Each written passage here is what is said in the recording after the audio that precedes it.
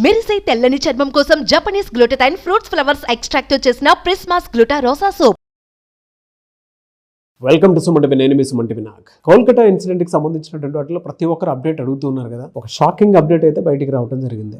నిజంగా చాలా బాధాకరం అని చెప్పి చెప్పడంలో ఏమాత్రం సందేహం లేదు. ఎందుకు అని అంటే సందీప్ ఘోష్కి సంబంధించినటువంటి విషయం, అభిజిత్ మండల్కి సంబంధించినటువంటి విషయంలో కనుక మనం చూసుకుంటే బెయిల్ రావడం జరిగింది. అయితే దీనికి సంబంధించినటువంటి పూర్తి డీటెయిల్స్ ఏంటి అనేది రెగ్యులర్గా మమ్మల్ని ఫాలో అయ్యేటువంటి వాళ్ళు, అంటే నన్ను రవీంద్రనాథ్ గారిని ఫాలో అయ్యేటువంటి వాళ్ళు ఎవరైతే ఉంటారో ఈ వీడియో మొత్తం పూర్తిగా చూడండి. Coming to subject. Hello sir. Hi అండి నాగరాజ్ గారు. సార్, చాలా మంది ఇప్పటికీ కూడా నేను బయటికి వెళ్తే అడుగుతూ ఉంటారు, ఏమైంది కోల్కతా ఇన్సిడెంట్కి సంబంధించి మీరు మాట్లాడుకున్నారు కదా అని చెప్పేసి. ఓవరాల్గా ఏం జరిగింది సార్? అసలు బెయిల్ రావటం అనేది అయితే జరిగింది.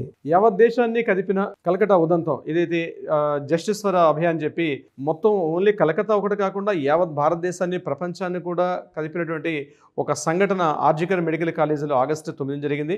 ముఖ్యంగా అభయ్ మీద అత్యాచారం, హత్య సంబంధించినటువంటి రకరకాల మార్పుల్ని మనం కంటిన్యూగా కొన్ని వందల ఎపిసోడ్స్లో చేసాం నాగరాజ్ గారు. అయితే దీనికి సంబంధించి వ్యవస్థల మీద నమ్మకం పోయిందా, న్యాయ వ్యవస్థ మీద నమ్మకం పోయింది అన్నట్టుగా యావత్ భారతదేశాన్ని కూడా ఒక సంచలనంగా పేర్కొన్నటువంటి ఒక న్యూస్ రావడం జరిగింది. ఆ న్యూస్ ప్రధానంగా ఏంటంటే, ఎవరైతే ఏదైతే ఆర్జికర్ మెడికల్ కాలేజ్ సంబంధించి ఆర్జికర్ మెడికల్ కాలేజ్ ప్రిన్సిపల్ ఏంటంటే సందీప్ ఘోష్, అదేవిధంగా ఆ ఏదైతే మెడికల్ కాలేజీకి సమీపంలో ఉన్నటువంటి తలా పోలీస్ స్టేషన్లో, ఆ తలా పోలీస్ స్టేషన్ అదే మనం సిఏ అంటాం, అక్కడ ఎస్ఓ అంటారు, ఆ ఎస్ఓని అనేటువంటి అభిజిత్ మండల్ ఇద్దరిని కూడా అరెస్ట్ చేశారు. అంటే ఒక ఆయన కంప్లీట్గా సాక్ష్యాలను తారుమారు చేశారు. సందీప్ ఘోష్ తన మెడికల్ కాలేజీలో 3వ ఫ్లోర్లో జరిగినటువంటి ఏదైతే సంఘటన జరిగిందో, ఏదైతే అత్యాచారం జరిగిందో ఆ కేసుకు సంబంధించి పూర్తిగా సాక్ష్యాధారాలను తారుమారు చేయడంలో కీలక పాత్ర పోషించారు అన్నటువంటి విషయంలో సందీప్ ఘోష్ గారిని అరెస్ట్ చేశారు. అంటే సందీప్ ఘోష్ మీద 2 కేసులు నమోదైనాయి. ఒకటి ఆర్థిక అవకతవకలు పాల్పడ్డారు, కాలేజీలో వచ్చినటువంటి అనేక ఫండ్స్ని ఆయన మిస్లీడ్ చేశారు, డైవర్ట్ చేశారని చెప్పి ఎన్ఫోర్స్మెంట్ డైరెక్టరేట్ ఒక కేసు పెట్టారు, అదేవిధంగా సిబిఐ వాళ్ళు కూడా కేసు పెట్టారు.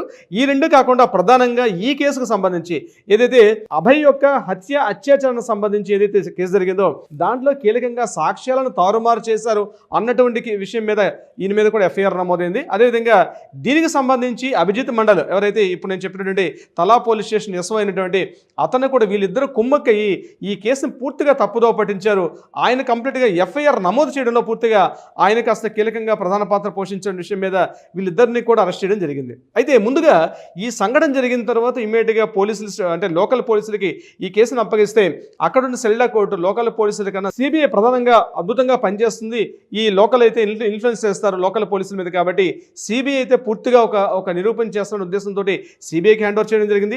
సిబిఐ ఈ విషయం చెప్పడం నేను చాలా బాధపడుతున్నానండి. ఫస్ట్ ఆఫ్ ఒక అడ్వకేట్గా నేను చాలా బాధపడుతుంది ఏంటంటే, 90 రోజుల పాటు అంటే యాజ్ పర్ లీగల్ రూల్స్ ప్రకారం 90 రోజుల్లో ఒక కేసు అరెస్ట్ అయిన తర్వాత వితిన్ 90 డేస్లో ఛార్జ్ షీట్ ఫైల్ చేయకపోతే బై డిఫాల్ట్ ఎట్టి పరిస్థితుల్లో అయినా సరే అతను ఎవరైతే అరెస్ట్ చేశారో ఆ వ్యక్తికి బెయిల్ మంజూరు చేయడం బై డిఫాల్ట్ జరుగుతుంది. ఇది మన యొక్క న్యాయ వ్యవస్థ యొక్క విధి విధాన రూపకల్పన. అయితే ఈ విషయం తెలిసి కూడా సిబిఐ వాళ్ళు వితిన్ 90 డేస్లో ఈ కేసుకు సంబంధించి ఒకటి సాక్ష్యాధారాలు తారుమారు చేశారనే విషయం కావచ్చు, ఇంకొకటి ఎఫ్ఐఆర్ నమోదు చేయడంలో కూడా జాప్యం చేశాడు. ఈ 2 అభియోగాలతో ఎదుర్కొన్నటువంటి అభిజిత్ మండల్, సందీప్ ఘోష్ ఇద్దరి మీద కూడా ఛార్జ్ షీట్ ఫైల్ చేయడంలో 90 డేస్ మాకు సరిపోదు, అదనంగా మరికొద్ది రోజులు కావాలని చెప్పి నిన్న శనివారం నాడు అక్కడ కోర్టులో మాట్లాడిన తర్వాత ఇమీడియట్గా అభిజిత్ మండల్ యొక్క అడ్వకేట్స్ ఎవరైతే ఉన్నారో సిబిఐ ఛార్జ్ షీట్ ఫైల్ చేయలేదు కాబట్టి మాకు ఇమీడియట్గా బెయిల్ శాంక్షన్ చేయమని చెప్పి అడగడం, బెయిల్ మంజూరు చేయడం కూడా ఇమీడియట్గా వడివడిగా జరిగిపోయి ఆ 2 సంఘటనలు కూడా. సో ఈవినింగ్ 5 o'clock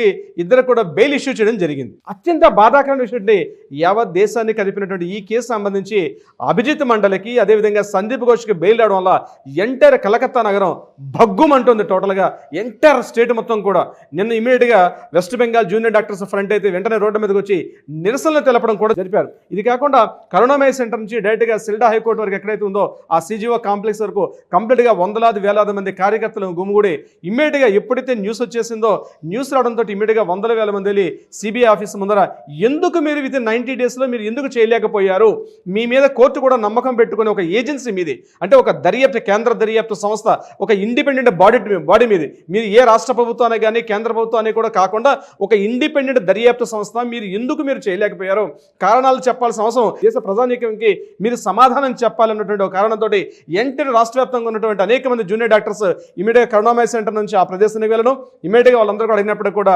పోలీసులు పెద్ద లాఠీచార్జ్ చేయడం, ఒక అల్లకల్లోలం మళ్ళీ కలకత్తా నగరంలో స్తబ్దంగా ఉన్నటువంటి కలకత్తా నగరంలో మరలా అలజడి రేగే ప్రయత్నం జరిగింది. దీనికి సంబంధించి రాష్ట్రంలో అందరూ కూడా ఇది మమతా బెనర్జీ గారు ఇందులో ఏమైనా కీలకమైన హస్తంగా ఉందా, ఈవెన్ సిబిఐని కూడా ఇన్ఫ్లుయెన్స్ చేసే స్థాయికి మమతా బెనర్జీ గారు లేదా, ఎందుకు కేంద్ర ప్రభుత్వం దీని మీద చర్యలు తీసుకోవడం లేదు అన్న విషయం మీద ఇప్పటికి ఒక మిలీనియం క్వశ్చన్గా అయితే మిగిలిపోయింది. అయితే ఈ రెండు ఇలా జరుగుతుండగా మరొక ఇంట్రెస్టింగ్ న్యూస్ ఏదంటే ఉందంటే, ముఖ్యంగా యాక్చువల్గా ఈ కేసు జరగగానే ప్రభుత్వం అంటే రాష్ట్ర ప్రభుత్వం ఇమీడియట్గా ఈ తల్లిదండ్రులు బాధిత కుటుంబీకురాల యొక్క తల్లిదండ్రులకు సంబంధించి ఒక వ్యక్తిని ఒక న్యాయవాదిగా అపాయింట్ చేశారు. బాధిత కుటుంబీకురాలు ఎవరైతే ఉన్నారో ఈ అభయకి సంబంధించిన పేరెంట్స్ సపోర్ట్గా వికాస్ రంజన్ భట్టాచార్య అనేటువంటి ఒక న్యాయవాద బృందాన్ని ఏర్పాటు చేయడం జరిగింది. అయితే ఆ న్యాయవాద బృందం కరెక్ట్గా పనిచేయట్లేదని చెప్పి మరలా ఇమీడియట్గా సెప్టెంబర్లో అంటే ఆగస్టులో ఈ సంఘటన జరిగింది. సెప్టెంబర్లో వికాస్ రంజన్ భట్టాచార్య దగ్గర నుంచి ఇమీడియట్గా వృందా గ్రోవర్కి చాలా పవర్ఫుల్ అసోసియేట్స్.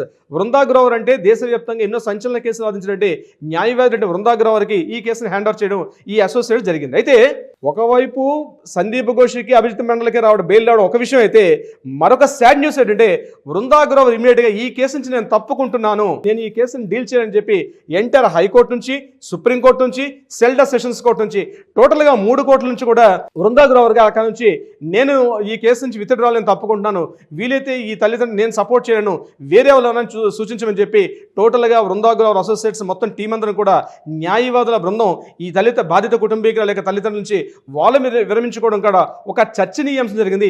ఈ 2 సంఘటనలు కూడా వడివడిగా జరిగిపోయి, ఒకవైపు బెయిల్ రావడం, ఒకవైపు అడ్వకేట్స్ బృందం పూర్తిగా డిఫాల్ట్ అవడం. అంటే వీళ్ళు ఇప్పటివరకు సుమారుగా ప్రతి సెషన్లో కూడా సెప్టెంబర్, అక్టోబర్ అంటే ఆగస్టులో జరిగింది. ఆగస్టులో మాత్రం వికాస్ రంజన్ భట్టాచార్య చేసుకున్నారు. సెప్టెంబర్, అక్టోబర్, నవంబర్, డిసెంబర్, ఈ డిసెంబర్ 10 వరకు నిన్నటి వరకు కూడా కంప్లీట్గా వీళ్ళే న్యాయవాదుడిని ఈ వృందా గ్రోవర్ చూస్తారు. నిన్న ఆవిడ కూడా సడన్గా రిజైన్ చేసేసింది, బాధిత కుటుంబీకులు మేము న్యాయం చేయాలని చెప్పి ఆవిడగా పత్రికా ప్రకటన కూడా రిలీజ్ చేయడం జరిగింది. సో ఏమైనప్పుడు కూడా ఈ కేసుకు సంబంధించి అసలు వ్యవస్థల మీద నమ్మకం పోయిందా, అసలు ఏజెన్సీలు ఏం చేస్తున్నాయి, కోర్టులు, ఎందుకంటే కోర్టుకు ఒక స్టాండర్డ్ ఫార్మాట్స్ ఉంటాయి, ఆ ఫార్మాట్స్ ప్రకారం కోర్టులు పనిచేస్తాయి. అంటే తన ముందుకు ఏదైతే కేసులు వస్తాయో లీగల్ రూల్స్ ప్రకారం, చట్టాల ప్రకారం, న్యాయాల ప్రకారం ఏదైతే ఉంటాయో ఆ యాక్ట్స్ని, అమెండ్మెంట్స్ని అక్కడ పర్మిట్ చేస్తూ వాళ్ళకి బెయిల్స్ ఇవ్వడం అనేది కోర్టు యొక్క విధి విధానం. కానీ ఏజెన్సీ సంస్థ ఏదైతే ఉందో వితిన్ 90 డేస్లో ఎందుకు సిబిఐ పూర్తిగా ఛార్జ్షీట్ చేయలేకపోయింది? ఒకవేళ ఛార్జ్షీట్ ఫైల్ చేయలేనప్పుడు సప్లిమెంటరీ ఒక ఛార్జ్షీట్ అయినా ఫైల్ చేయాల్సి వస్తుంది. మాకు ఇమీడియట్గా ఒక 1 వీక్ కావాలని 10 డేస్ కావాలన్నప్పుడు కూడా ఇమీడియట్గా హోల్డ్ చేసే అవకాశం ఉంటుంది. ఈవెన్ అది సప్లిమెంటరీ ఛార్జ్షీట్ కూడా ఫైల్ చేయకుండా, ఏమీ చేయకుండా కంప్లీట్గా సిబిఐ మేము ఈ కేసు మాకు ఇంకా టైం కావాలి, మేము ఇమీడియట్గా చేయలేకపోతామని చెప్పి సిబిఐ చెప్పడం అనేది అత్యంత శోచనీయం, అత్యంత జుగుప్సాకరం, అత్యంత బాధాకరమైన విషయం. ఏంటంటే బహుశా భారతదేశంలో ఇంత ఈ వ్యవస్థ పూర్తిగా భ్రష్టు పట్టిపోయింది. ఎంటర్ ద టోటల్ మొత్తం వ్యవస్థ అంతా కూడా భ్రష్టు పట్టిపోయింది. ఒక కేసు మీద కళ్ళ ముందు జరిగిన కేసు, సాక్ష్యాధారాలు కనిపిస్తున్నాయి, అన్ని విషయాలు జరుపుతున్నాయి. కానీ 90 రోజుల పాటు సిబిఐ విచారణ చేసి కూడా సిబిఐ ఇంకా మాకు దర్యాప్తు సంస్థ మాకు ఇంకా టైం కావాలి.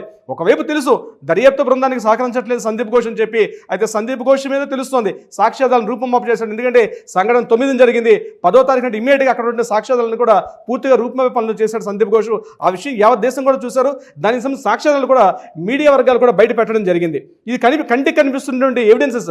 అట్ ద సేమ్ టైం తలామండల్లో పిఎస్లో కూడా కేసు నమోదు టైమింగ్స్ కూడా కంప్లీట్గా మనకి ఎఫ్ఐఆర్ నమోదైన సమయం కూడా సుమారుగా మార్నింగ్ 3:30-4 గంటలు జరిగితే రాత్రి 10 గంటల వరకు ఎఫ్ఐఆర్ నమోదు చేయకపోవడం, ఇన్ని రకాల తప్పులు ఇటువైపు అభిజిత్ మండలి కనిపిస్తున్నాయి, సందీప్ ఘోష్ కనిపిస్తున్నప్పుడు కూడా ఇమీడియట్గా ఈ 2 ఫైల్ చేయడం విషయంలో ఎందుకు ఇంత నిర్లిప్తత, ఎందుకు ఇంత నిర్వేదం, ఎందుకు ఈ సిస్టమ్స్ ఎందుకు ఫెయిల్ అవుతున్నాయి? ఒక బాధితురాలు ఎవరైతే ఉన్నారో అభయకి మాత్రం న్యాయం జరగలేదు. 90 డేస్ అవుతుంది పూర్తిగా కలకత్తా అత్యాచారానికి సంబంధించి, వైద్యురాల ఘటనకు సంబంధించి పూర్తిగా మన వ్యవస్థ యొక్క లోపం, ప్రభుత్వాలు కాకుండా పూర్తిగా వ్యవస్థలన్నీ కూడా భ్రష్టు పట్టిపోయాయి. అందుకే రోజుకు కేసు చూస్తున్నాం నాగరాజు గారు. ఈ మధ్య వ్యవస్థ మొన్న రీసెంట్గా మనం ఒక అతుల్ సుభాష్ ఒక అబ్బాయిని చూసాం, వ్యవస్థ మీద పూర్తిగా న్యాయ వ్యవస్థ మీద ఆయన ఒక వ్యవస్థ మీద కోపంతో తను సూసైడ్ చేసుకున్న సంఘటన కూడా మనం అతుల్ సుభాష్ విషయంలో కూడా ఇదే జరిగింది. ఇక్కడ అట్ ద సేమ్ టైం ఇక్కడ కలకత్తా విషయంలో ఇంకెంతమంది ప్రాణాలు పోవాలి, ఇంకెంతమంది పోవాలి? న్యాయవాదులు కూడా మేము ఈ కేసు వాదించని చెప్పి బయటికి వెళ్ళిపోయి వెళ్ళిపోవడం ఏంటంటే ఎవరు ఒత్తిళ్లు పనిచేస్తున్నాయి, సెంట్రల్ గవర్నమెంట్ ఏం చేస్తుంది, రాష్ట్ర ప్రభుత్వం ఒకవేళ ఫెయిల్ అవుతున్నప్పుడు ఆరోగ్య శాఖ మంత్రి పోస్టు తన దగ్గర పెట్టుకున్నారు, హోమ్ మినిస్టర్ తన చేతిలో పెట్టుకున్నారు, ముఖ్యమంత్రిగా ఉంటూ ఇన్ని రకాల పోస్టులు తన చేతిలో ఉంటూ వ్యవస్థని ఏ రకంగా ఇన్ఫ్లుయెన్స్ చేస్తుండడానికి పూర్తిగా ఈ రోజు అభిజిత్ మండలికి, సందీప్ ఘోష్కి బెయిల్ రావడానికి పూర్తిగా రాష్ట్ర ప్రభుత్వం పెద్ద భారీ మూల్యం చెల్లించుకుంటారు. ఏదేమైనప్పుడు కూడా ఈ రోజు కలకత్తా వ్యాప్తంగా ఉన్నటువంటి వైద్య వ్యవస్థ మొత్తం కూడా పూర్తిగా భ్రష్టు పట్టిపోయి ఉందని చెప్పడంలో ఎటువంటి సందేహం లేదు నాగరాజు గారు. అయితే చివరిలో కొసమార్పు ఏంటంటే సందీప్ ఘోష్కి బెయిల్ వచ్చినప్పుడు కూడా ఇక్కడ జరిగిన విషయం ఏంటంటే సందీప్ ఘోష్కి ఈ కేసు సంబంధించిన బెయిల్ వచ్చింది, కానీ ఆర్థిక అవకతవకలు, ఫైనాన్షియల్ డిస్టర్బెన్సెస్ ఏదైతే ఉందో దానికి సంబంధించి ఇంకా ఆయన జైల్లో ఉన్నాడు. ఆయన బహుశా వాటిలో అయితే వీటిలో మెయిన్ కేసులో వచ్చేసింది కాబట్టి 1-2 డేస్లో అది కూడా వచ్చే అవకాశం ఉంటుంది. అయితే ఈ రోజుగా మాత్రం సందీప్ ఘోష్ ఇంకా జైల్లో ఉన్నాడు. అభిజిత్ మండల్ మేబీ ఇవాళ సాయంత్రం రేపు మార్నింగ్ కల్లా అభిజిత్ మండల్ అయితే బెయిల్ నుంచి బయటకు వచ్చేస్తాడు, ఆయన వాళ్ళ అడ్వకేట్ కూడా చెప్పడం జరిగింది. కానీ సందీప్ ఘోష్ మాత్రం ఇంకా జైల్లో ఉన్నాడు, ఎందుకంటే ఈ కేసు మీద బెయిల్ వచ్చింది, కానీ మిగిలిన ఇంకో 2 కేసులు ఉంది కాబట్టి ఏదేమైనప్పటికీ కూడా ఈ కేసులో కూడా బెయిల్ రావడం మాత్రం ఎవరు కూడా హర్షించదగ్గ విషయం కాదు. ఎవరు కూడా యాక్సెప్టెన్స్, భారత ప్రజానీకం మొత్తం కూడా తలదించుకొని సిగ్గుగా ఉన్న వ్యవస్థ అయితే కనిపిస్తోంది నాగరాజు గారు. చాలా దారుణం అండి నిజంగా, తలుచుకుంటే కూడా చాలా బాధగా ఉంది. చూద్దాం, ఏదేమైనా we want justice, we demand justice. Thank you so much Ravindranath గారు. Thank you so much Nagaraju గారు.